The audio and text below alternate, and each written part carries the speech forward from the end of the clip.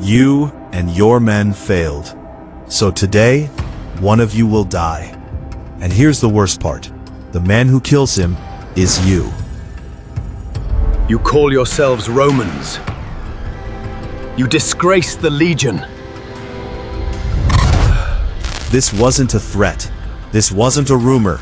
This was an official Roman military punishment, and it happened more times than history books dare to count.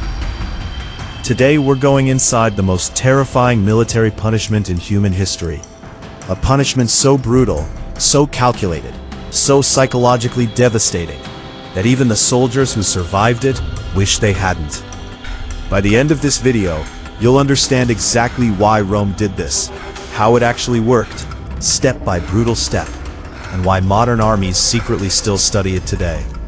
Let's go back, way back, to 471 BC and the Roman Republic's darkest hour.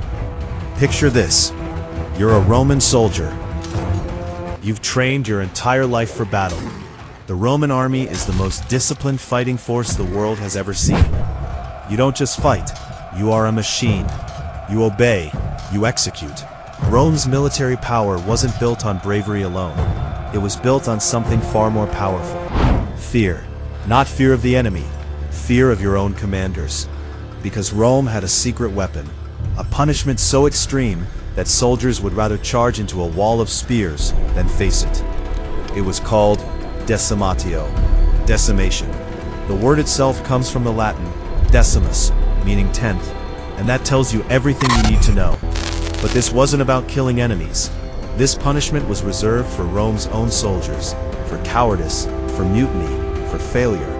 And once your commander ordered it, there was no appeal, no second chance, no mercy. In a moment, I'm going to walk you through exactly how this worked, every single brutal step. But first you need to understand why Rome invented something this terrifying. Because the answer is more calculated than you think.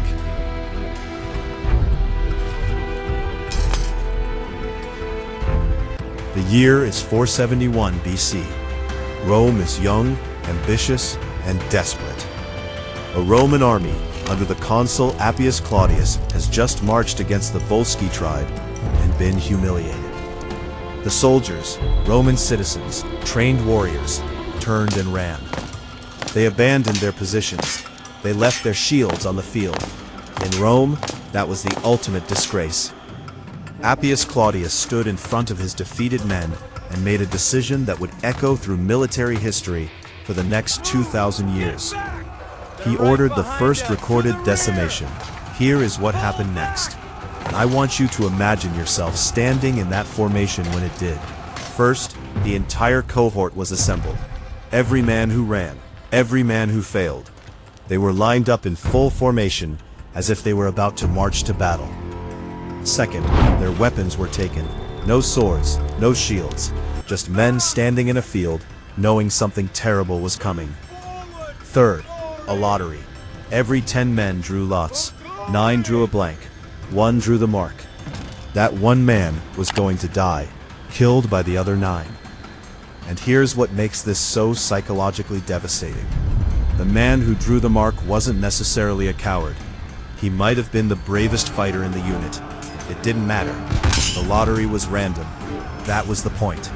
Rome wasn't just punishing cowardice.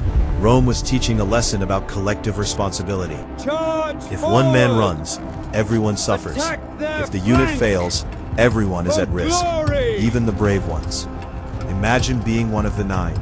Imagine looking at the man beside you, someone you've trained with, eaten with, marched hundreds of miles with, and knowing that in minutes, you'll have to beat him to death with your bare hands. Because that's exactly what came next. But from accounts by Polybius, Livy, and Plutarch, we can piece together the full ritual. And make no mistake, it was a ritual. Every detail was deliberate. Step 1, the isolation. The condemned soldiers were separated from the rest of the army. They were denied rations of wheat, given only barley instead. A deliberate humiliation. Barley was animal feed. Giving it to a Roman soldier was Rome's way of saying, you are less than human right now. Step 2, the draw. The lots were drawn publicly. in full view of the entire army. Every soldier watched. Every officer watched. There was no privacy, no dignity. The entire point was that everyone saw what was happening. When a man drew the marked tile, he was told to step forward. No reaction was permitted. No crying, no begging. If you begged, you might be executed on the spot, separate from the decimation entirely. Step 3. The execution. The 9 survivors were given clubs or stones. In some accounts, their fists alone, and they were ordered to beat the condemned man to death. No swords, no quick death. Clubs and stones, because Rome wanted it to be hard. Rome wanted the survivors to feel every single second of what they were doing. Step 4. The aftermath. When it was over, the surviving soldiers were sent outside the Roman camp to sleep. In tents, without shelter walls, without the protection of the fortified perimeter. Another deliberate humiliation. They had been part of a failed unit. They didn't deserve the safety of the camp. Not yet. Now, you might be thinking, this is so extreme that it must have been rare. Something used once and then abandoned. You would be wrong. Decimation was used multiple times across Roman history, by some of Rome's most celebrated generals, including one man you've definitely heard of. And what he did in 71 BC makes everything we've talked about so far look almost restrained. 71 BC, the Third Servile War. Spartacus and his slave army had humiliated Rome for 3 years. They had defeated Roman legion after Roman legion. They had marched across Italy almost completely unchallenged. Rome was embarrassed, furious, desperate. So they called in Marcus Crassus, the richest man in Rome, and Crassus was not in a forgiving mood. When one of his commanders, Mummius, disobeyed direct orders and led 2 legions into a failed attack, losing thousands of soldiers, Crassus did something that shocked even the Romans. He didn't just decimate one cohort, he decimated the entire force. Approximately 4,000 men, drawn by lot. Around 400 executed. 400 Roman soldiers, killed by their own brothers, on a single afternoon. Ancient sources like Plutarch describe the scene as one of terrifying silence.